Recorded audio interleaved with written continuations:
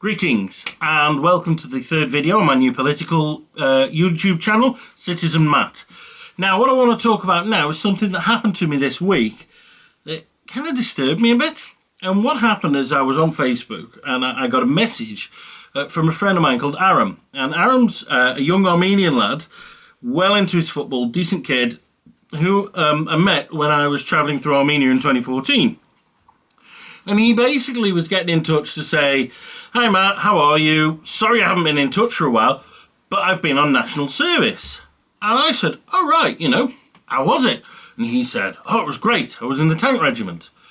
That's good. And then I asked him, were you doing your service in Armenia or in Nagorno-Karabakh? Now, I should perhaps stop here a moment and mention this because some people might not know what I'm talking about. But Nagorno-Karabakh is an unrecognised state. It's a country that you won't find on the map. And what it is it's a region officially of Azerbaijan, but with a majority Armenian population that during the early 1990s there was a small war over, and it declared its independence from Azerbaijan, and with Armenian help, became an independent country, and it rules itself, but the world has never recognised this, and so it's still on the maps as part of Azerbaijan.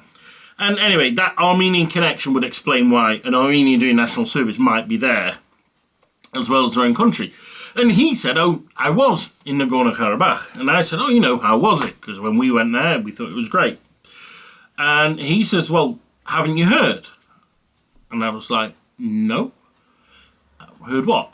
And then he sent me this link, and it was a Wikipedia link. I made a few notes here. And the link was called 2016 Armenian-Azerbaijani Clashes, or alternatively known as the 4-Day War.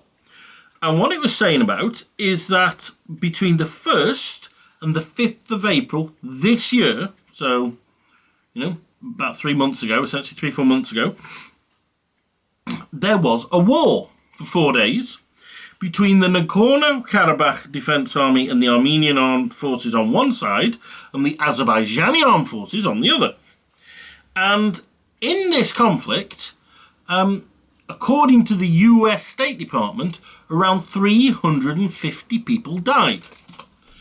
And that blew me away. And it blew me away because I would say I'm quite a politically aware person.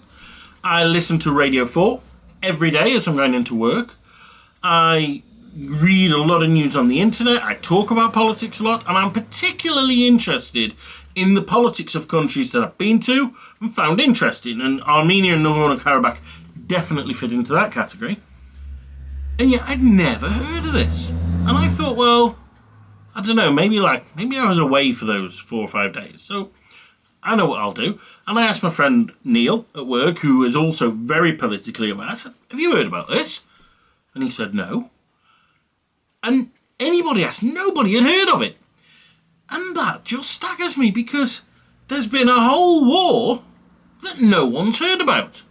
And why that staggers me is because the fact is that if that had happened somewhere else, and I'm not just talking about in Europe, but we would have heard everything. So, for example, if it had been in Korea, if North Korea had attacked South Korea or vice versa, and in the ensuing gunfight over a few days, 350 people had lost their lives, the world would know about it.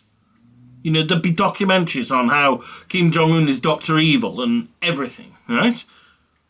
If there was one, say, Israel and Palestine, right? If the Israelis had gone into Gaza, as they all want to do from time to time, or if the Palestinians had had yet another intifada and risen up, and in all the fighting, 350 people had died, we would have heard of that. People would be marching on embassies, they'd be signing petitions, they'd be protesting, and rightly so, because things like that matter. But because it's Armenia, Azerbaijan, who cares? But that worries me, because the fact is, that conflict, their lives matter just as much as the Israeli lives or the Korean lives or the Palestinian lives.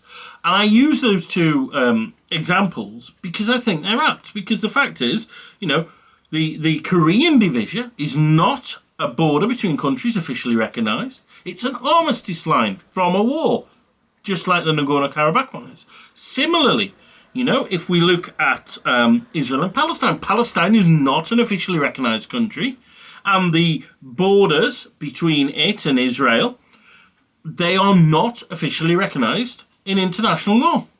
So there are really great parallels between those.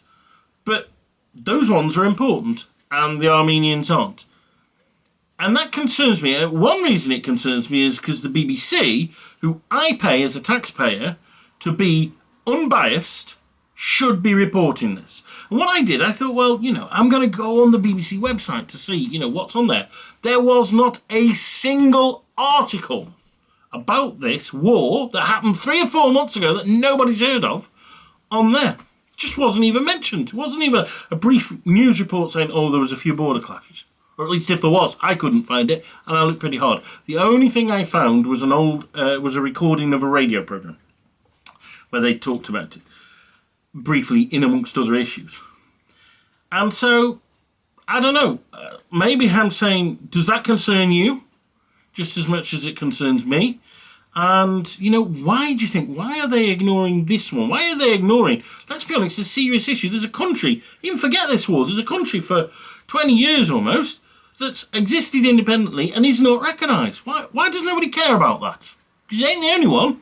Transnistria, South Ossetia, Abkhazia, the same situation. Why does nobody care about these issues? But the moment that, a single person is shot, say, on the Korean border or in Israel and Palestine, then the whole world is up in arms. Anyway, thanks for listening. Please subscribe and please put down some comments below because, as per usual, I'm a bit confused.